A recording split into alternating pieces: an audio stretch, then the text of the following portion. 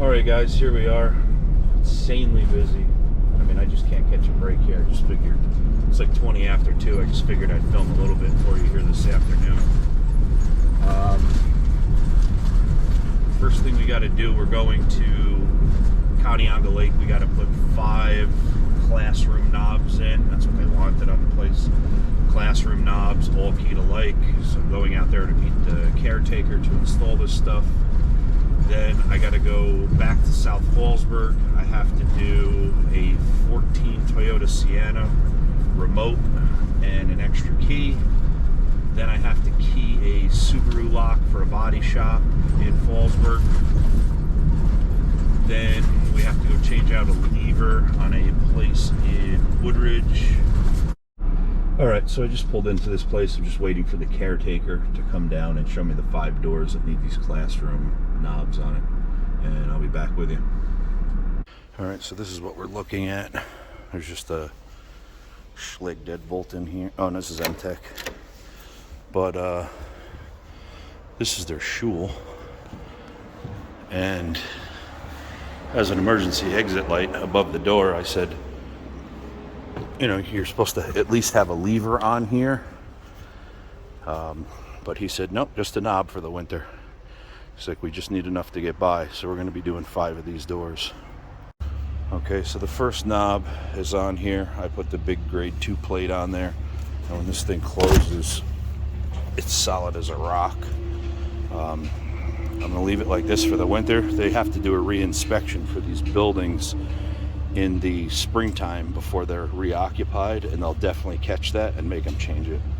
Alright, so here's the next door. I just called them. I said, do you want to change this? This is actually a panic bar on here, which is correct.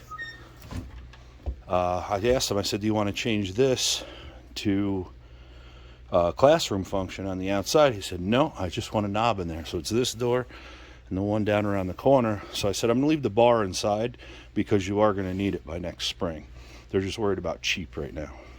Okay, so this knob is on here. Incorrect, but it's on there. My knob is correct. But I left all their panic hardware right there. I left the strike on the door. And this is good.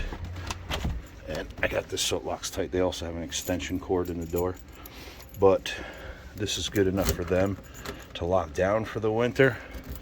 I explained it to them multiple times that we can just change the outside trim on the panic bar, or we can just key the deadbolts so that you can lock the building down. I guess they don't care about code, whatever. I mean, but this has to be inspected by Board of Health next season, and they're definitely going to catch a knob on there. And I don't know why they didn't catch the deadbolt, because they shouldn't have deadbolts on an emergency exit door, but they're getting what they asked for. All right, next door in the rear. You can see what quality work they did before. But it says a bar on it also. You can tell them, listen, I can just put trim on it. It's more secure. You want pry plates on the other door? Nope, nothing. Just the way it is. And that's pretty disgusting. And the door also needs to be fixed because, of course, those good old hinges. Nothing but the best. Okay, so this door is done now. This, you can see how long that door has been rubbing. There's actually quite a groove in there where that door is worn in. So I put some long drywalls in there. I put a drywall up here behind the weather strip to hold it back because that was just flopping. Now it's solid, so when this door closes, it's absolutely perfect now. No drama, and it sits on the lockout pin, just so you guys don't want to. Does it work in the lockout pin? Yeah, it works on the lockout pin perfect. I would never put a lock in unless it did. Anyway, this door is done. We got to move on to the other side, to 2 more. You guys ready for this? Check this knob out. It's like a custom Defiant.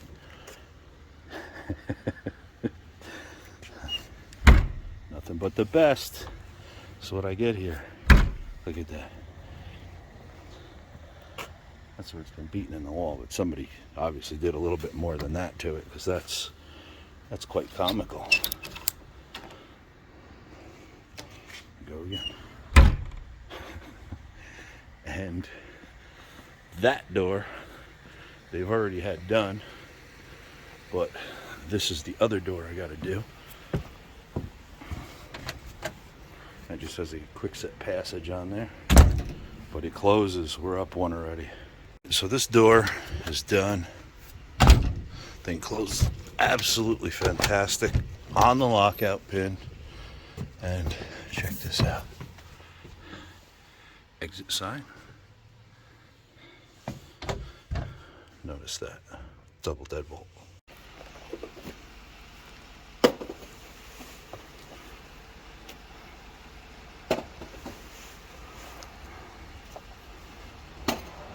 Perfect. Okay, so this door, as you can see, I had to cut this down. I left in their quality junk down there. I don't need any more garbage in my truck. What it latches, but you got yourself a Western lock here.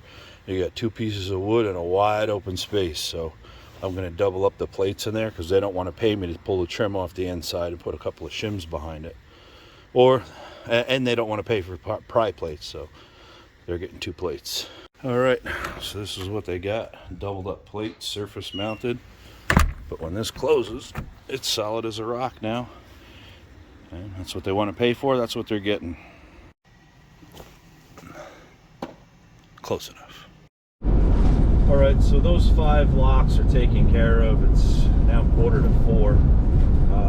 I got to run to Fallsburg. I got to get that Subaru done for that body shop. I'm going to do that next. I'm going to key that up. I'll see if I can record it for you guys.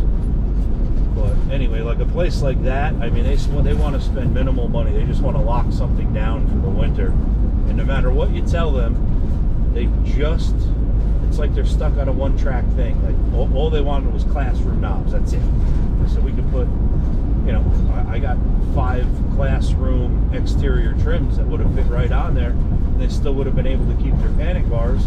That way they wouldn't have had to change everything next spring when New York State Department of Health comes in there to inspect the place to make sure it's up to code. And I don't know how they got by with that double deadbolt on the door, because I know that none of those deadbolts work on that door. But I don't know. Who knows? I mean, I can't figure everything out for everybody, but so he got exactly what he wanted. I mean, don't kill me for it. It's what he asked for. It's what he got. Keyed everything alike. Everything. The doors work a hell of a lot better than they've worked in years, I'm sure. But anyway, I am headed to South Fallsburg, and we are going to get this Subaru door lock done. All right, so we're just pulling into the shop here. We're going to take care of this big funny finned Subaru. Okay, I'll be right back with you. All right, so quick crash course in the Subaru. This is the original barrel. What happened, this car was in an accident and it broke the tailpiece off. So what I'm going to do, in case someone ever has to make a key for this car, I want to leave the original barrel in it. The new one comes with new keys. They want it keyed the same. So what you can do with these Subarus is you just take this tailpiece, once you slide this out, and literally pop that out of there. And we can take the other lock apart, do the exact same thing, pop this out, and we can stick it right in this cylinder and slide it right back in the barrel, because this is keyed to this key right now. So we're going to put this barrel in there with the tailpiece, and then it'll be not in this housing, the old housing, and I'll show you here in a second. All right, so this is how you start it. First, you pop this cap off. I just use a regular screwdriver to get under it. It's just pressed in there. You just pop this up off, and then this has a clip on the tailpiece.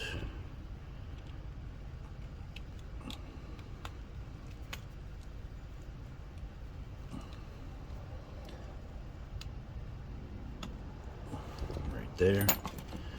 That comes off, and then you just put your key in there, and you can turn. Well, I gotta take the spring off first. I'm sorry. This spring has to come off of here. Use a scribe.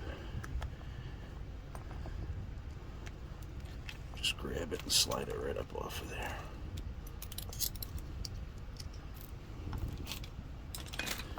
That comes off. This comes out. We can literally just pop that tailpiece out of there, throw that off to the side. This is the original key and barrel, and we can just slide this right back together, and you just reverse the process. First thing that you do, you put the spring on, then you put your clip on, or you can put the clip on first, it really doesn't matter, and then just pop your cap on. I'll be right back with you. Alright, so there you have it. Everything's back together, springs on there, lock works absolutely perfect. It is keyed to the original key, and the tailpiece is changed in it, and we left the original housing there, and we are done with this one. Alright, so that was a 2015 Subaru, it's an STI, but anyway, that's done, and I'm going to call this guy here quick to see if I can catch up with him for the Sienna before he leaves. Alright, this is the 2014 Sienna I'm working on. This was a Valet key. If you notice, the tip is missing. I recut it and left the tip on it, and now they are master keys, and I'm going to program a remote in there.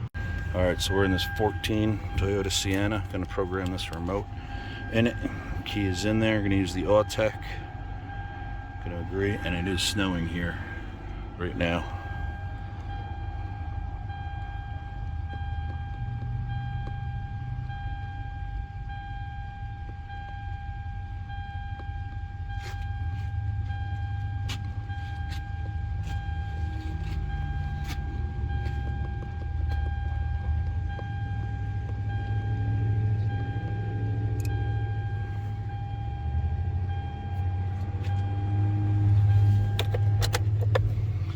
If it's 1 or 2, I didn't look it up. Ignition's on. What's up, man? What's up? Breaking cake? No. He's here programming me to come out. Gonna be type 2. Alright. You know, and a couple of spare Ignition's keys. on. Yeah. Program remote. Yeah. Open the driver's door. Unlock position.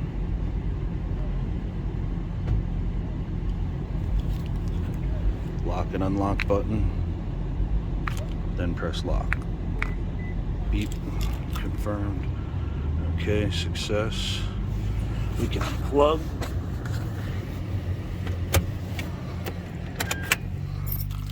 Turn this off. Door's open, but we got our beep.